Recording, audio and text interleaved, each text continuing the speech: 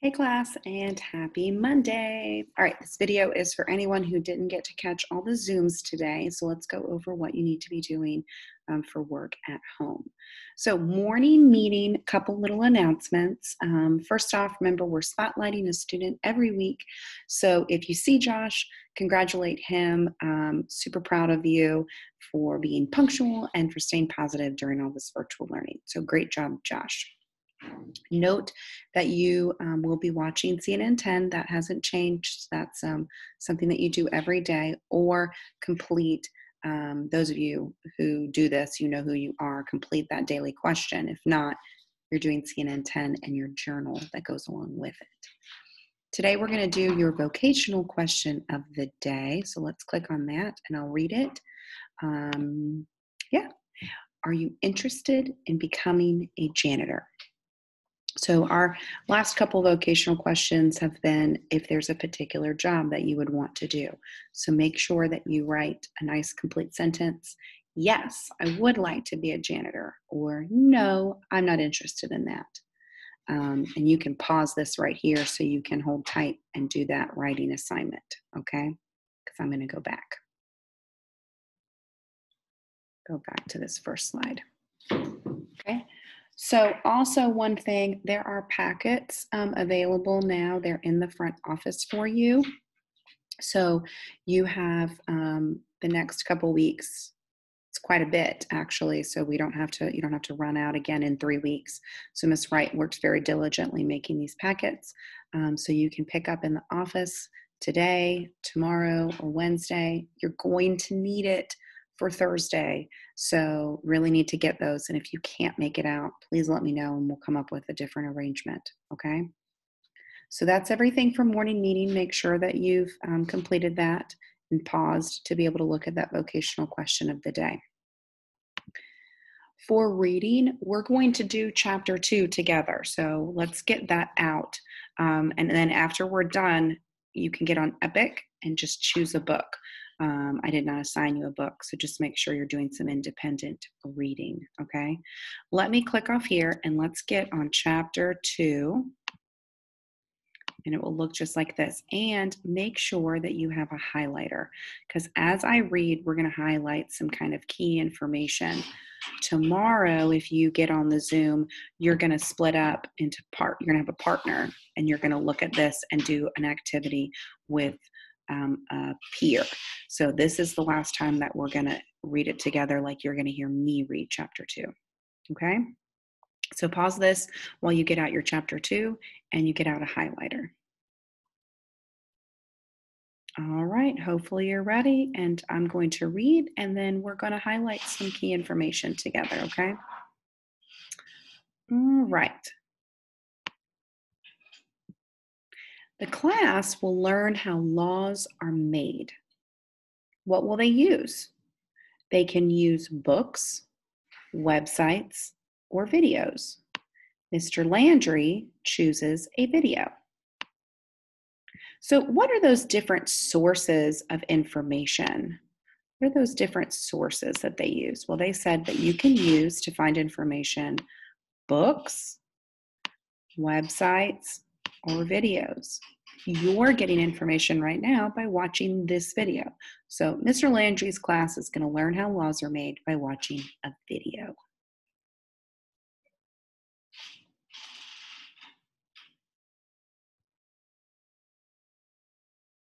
Leaders wrote the U.S. Constitution.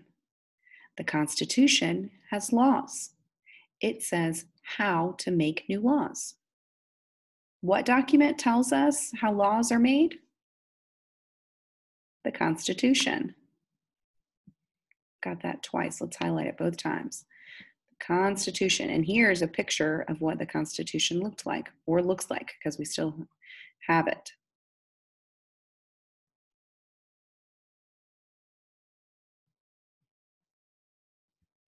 Page 14. How are new laws made? Well, first, there is a problem, and leaders work together to get ideas. They choose an idea to help solve that problem, and then a new law is made. Who makes new laws? Leaders. Leaders are the ones that are going to work together to get ideas, to solve a problem, to make a new law. So let's look at those steps.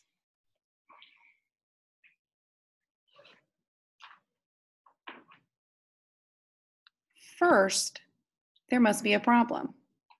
Leaders can see problems and people can see problems. So, of course, we have problems, okay? The world isn't perfect.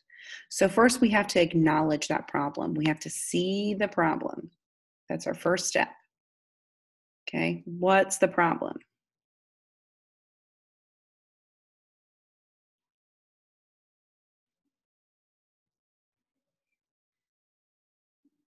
A group of leaders work together and they talk about ideas. They will find a way to solve the problem. So, what are they doing next? What's the next step? Yeah, they're talking together. They're working together. Let's do work together. They're working together and they're talking about ideas to solve that problem. Great job.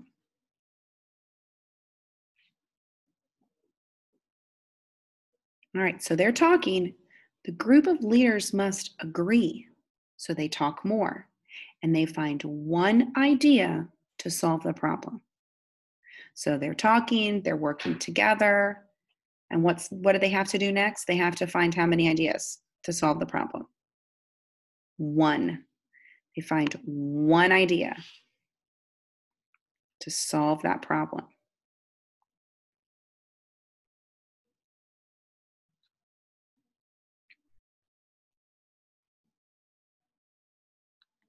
Now, all the leaders work together.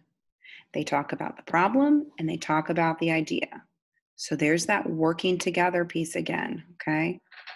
They've come up with that idea, so now they're going to keep talking about it. A lot of talking involved in making a new law.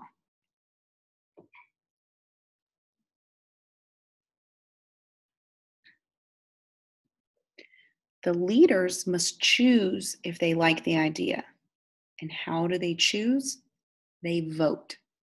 Most of the leaders like the idea, so the idea becomes a law. So they had that problem and they talked about all these different ways they can solve the problem. And when they come up with one idea, that's when they put it to a vote. And if most of the leaders like it, then it becomes a law. Can you highlight vote? Can you find that word on your page? Vote. Great job. They vote.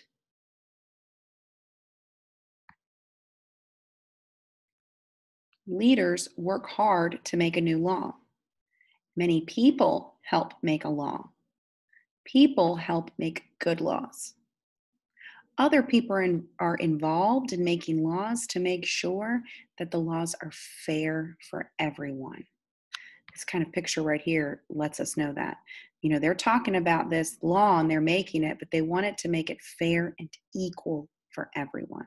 So we're looking at those leaders, but let's also highlight people. That's me and you.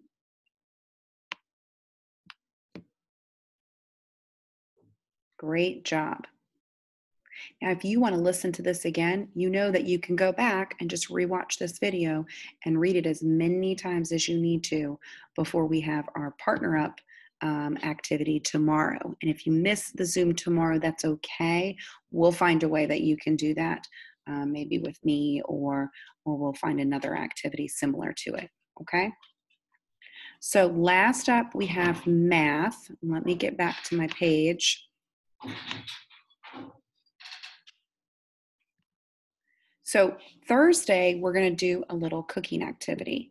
And in your packet, you have all of the papers that you need for your recipe. So today we were just going to review it. So let's look at it together so you can get an idea of the ingredients that you need and the materials you need to prep for Thursday. And then when this video is over and I say, bye class, make sure that you get on IXL and you log 15 to 20 minutes of independent math. okay? All right, so let's click back over to our recipe. And let's talk about the ingredients, the materials that you might need, and then let's count the steps together so we know what we're doing on Thursday, because being prepared is really important.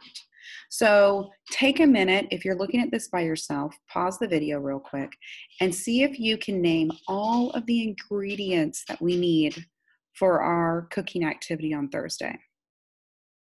So pause this and either say them out loud to yourself, or if you're sitting next to someone, share with them. What are the ingredients?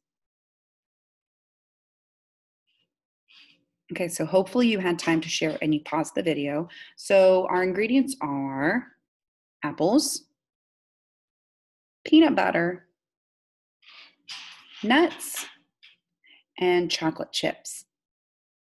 So anytime that you make a recipe, what we reviewed in class today and what I want you to review while you're at home is looking at all these ingredients. Are they safe for you to eat? So in today's world, we have a lot of allergies and we need to be aware of what's safe for ourselves. So is it safe for you to eat an apple? Can you safely eat nuts? Can you safely eat chocolate? Depending on what's going on with you, you may need to change up these ingredients. So for instance, if I had a nut allergy, what could I not eat? Yeah, I couldn't put the peanut butter or the mixed nuts on there. What could I put on there instead? Because I still want to enjoy this recipe with my friends. What could you spread on the apple instead of peanut butter? Hopefully you had some good ideas. You can share them with me.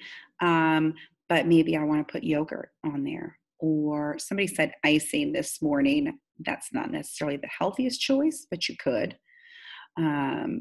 Or some sort of spread, some sort of cream cheese spread. Okay, so making sure anytime you look at a recipe, you want to look at those ingredients and think to yourself, is this safe for me to eat? Okay, and if it's not, then you need to change up what you're going to be using. All right, so we know our ingredients. Let's look at the materials. So when you're looking at the steps, take a minute and pause this video and tell me the materials, the supplies you may need from your kitchen in order to make this recipe. Okay, so I saw 3 different things that I need. Actually, there's 4, but somebody didn't notice the 4th one in this morning's class. I just saw it. All right, so you need a plate, right? And it says it right here. We need a plate. And then we need 2 different kind of knives. We need a butter knife to spread our peanut butter or yogurt, and then we need a cutting knife. So think to yourself right now, do you use, and you may, I just don't know, do you use a sharp knife to cut things at home by yourself? Do you do it by yourself, or do you have an adult with you? So let's keep that in mind before we cook on Thursday.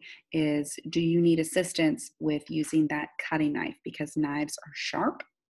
At least when you cut something, you should have a sharp knife. And you might need another adult. You are a young adult, but having another adult with you to help with that. Okay. And then the last thing that we didn't cover in class, we forgot all about it, was look at this step down here. What are you going to need to complete this step? A bowl. Yeah, it has like the chocolate chips and the nuts all mixed up. And you're going to need those in a bowl. Interesting. Okay. All right. Let's look at our steps. Our last thing is, when we look at a recipe, I don't want to be looking at this for the first time the day that I'm cooking it. I want to kind of know what I'm going to be doing ahead of time. That's how I stay prepared. So can you pause this and can you count how many steps are listed on this recipe? All right, so pause and count and then hit play to hear the answer. All right, I got 18 steps. to include eat, because that is a very important step, eating what we just made. Okay, so we have 18 steps. We have a few things, or not a few things, quite a few, quite a lot of steps that we need to follow to make sure that we're doing this in order, that we're doing it safely, and that we don't miss anything making our apple cookies. So what I need for you to do is to go ahead and look at the recipe and see if there are any ingredients that you may need to buy still from the store. Okay, so make yourself a grocery list of what you may not have at home that you need to get. Okay, so look at that and then share with me your list. Either send it to me later or snap me a little picture so you have everything that you need for our Thursday cooking activity. Okay. All right, that's all we have. Remember your independent work after watching this video. Go ahead and watch CNN 10 or complete your daily journal. Read a book on Epic. Remember, I didn't assign a book. And then log into iExcel and log those 15 to 20 minutes, okay? I hope you have a fantastic Monday, and I will see you all either tomorrow or some other day this week. Okay, bye, class.